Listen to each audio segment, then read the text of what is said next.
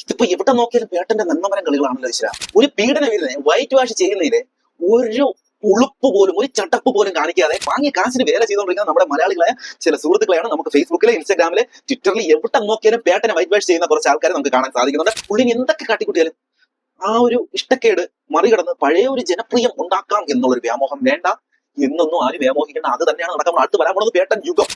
എനിക്ക് ഈ പേട്ടന്റെ കാര്യം പറയുമ്പോൾ ഓർമ്മ വരുന്നത്, പേട്ടൻ വളരെ അഡ്വാൻസ്ഡ് ആണ്. 90s വലിയ ഹിറ്റൊക്കെ കൊടുത്തിട്ട് ഇപ്പൊ വീണ്ടും മുതൽ ആ ഒരു ഹിറ്റ് റിപ്പീറ്റ് എന്നൊക്കെ പറഞ്ഞിട്ട് പറഞ്ഞ ചില ഡയറക്ടേഴ്സ് ഉണ്ട്.